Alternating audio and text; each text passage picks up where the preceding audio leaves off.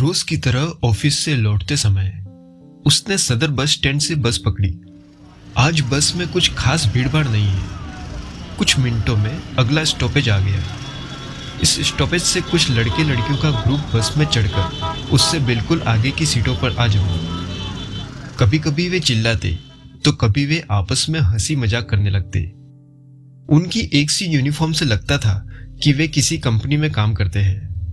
उत्सुकतावश वह उनकी ही तरफ देखने लगा। लड़कों की शर्ट की जेबों पर एम्ब्रॉयडरी से आरएस इंटरप्राइजेज उकेरा हुआ है। लड़कियों की शर्ट का रंग तो लड़कों की शर्ट जैसा ही है, पर उस पर कोई एम्ब्रॉयडरी नहीं है। शायद वे सब आरएस नाम की किसी कंपनी में काम करते हैं। अपनी अपनी सीटों पर कुछ देर सुस्ताने के बाद वे सब आपस में चहकने लगे।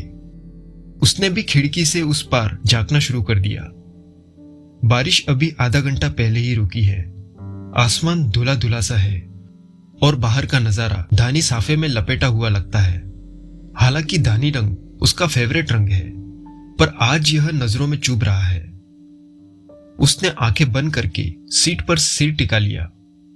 उन लड़के लड़कियों की बातचीत उसके कानों में अभी भी पड़ रही है। यार, तू दिल्ली में ट्राई क्यों नहीं मारता?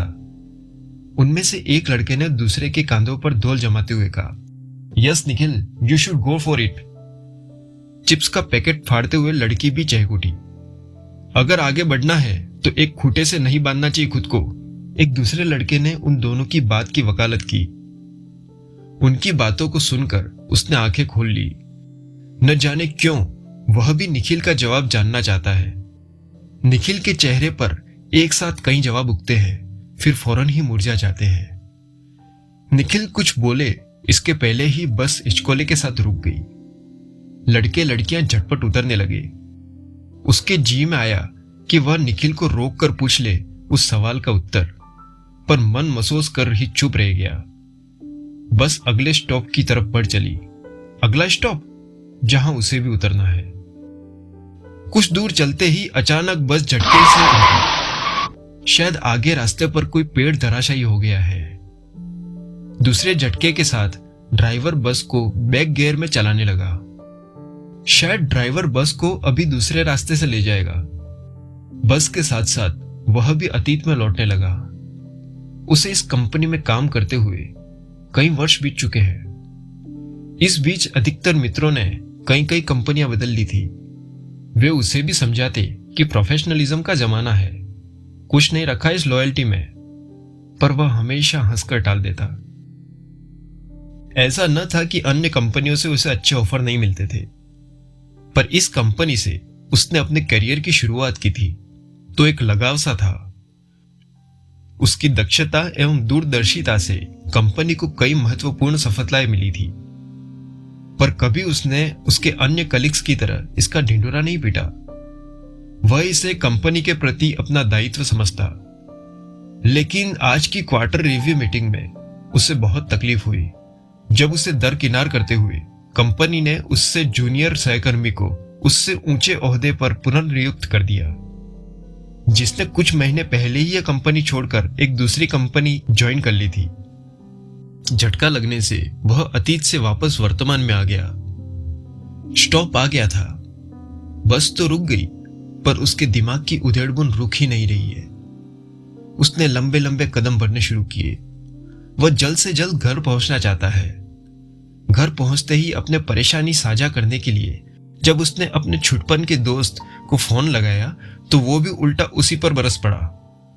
कितनी बार समझाया तुझे कि प्रोफेशन में इमोशन नहीं चलता, पर तुम माने तब ना। हट्टे कट्टे दिमागदार इंसान हो तुम। कोई बेजान चीज तो नहीं हो जो इतने बरसों से एक ही जगह पड़े हुए हो। थोड़ा इधर उधर हिलना भी सीखो भाई। इतना अच्छा ऑफर था उस कंपनी में और तुमने वह भी ठुकरा दिया। पता है कितना ऑकवर्ड फील हुआ मुझे। और सुनो, तुम चाहे कितना भी कर लो, बगैर झटके दिए मैनेजमेंट तुम्हारी कद्र नहीं करेगा। दोस्त का फोन डिस्कनेक्ट होने के बाद सामने दीवार पर लटकी घड़ी की घंटे वाली सुई अब तक कई पड़ाव पार कर चुकी थी, पर दोस्त के कहे शब्द उसके दिमाग में वहीं ठहरे हैं। वह दोस्त की सलाह से सहमत नहीं। उसके दिमाग में अजीब सी उलझन है।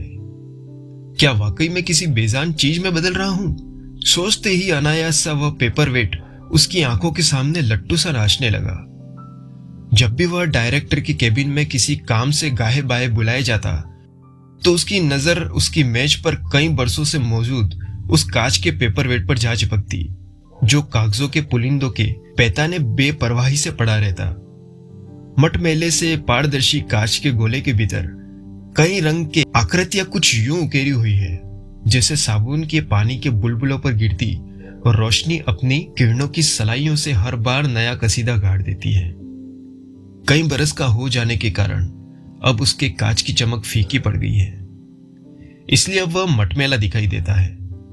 हालांकि डायरेक्टर की महंगे टिकवुड की मेज पर चटक लाल रंग, सुआपंखी रंगदार प्लास्टिक की क्लिपें, महंगे फोल्डर केस, उनके बेटे द्वारा यूरोप से लाए हुए पेन स्टैंड भी है, पर हर 2-4 महीने में ये सब सामान बदल जाया करते हैं। कभी प्लास्टिक की क्लिपों का तबादला कर उसकी जगह स्टील की नक्काशीदार क्लिपें ले लेती है, तो कभी पेन स्टैंड की जगह उनकी बेटी के द्वारा स्विट्जरलैंड से भेजी गई डिजिटल घड़ी विराजमान हो जाती है। फोल्डर केसों के तो ब्रांड हर पखवाड़े बदल ही जाते हैं, पर एक चीज जो नहीं बदली वह है पेपरवेट, जिसे उसकी मेज पर जगह तो हमेशा मिली है, पर तरजीह शायद ही कभी। ओह, क्या उस पेपरवेट की तरह वह भी अपनी अहमियत खो चुका है? सोचते हुए उसने ठंडी सांस ली। उसे खुद पर इतना गुस्सा आ रहा था कि अगले ही दिन नौकरी से इस्तीफा देकर सब कुछ छोड़ छाड़ कर कुछ दिन के लिए कहीं दूर निकल जाए। इसी उधेड़-बुन में उलझ कर करवट बदलते हुए न जाने कब उसकी आंख लग गई, वह जान ही ना पाया।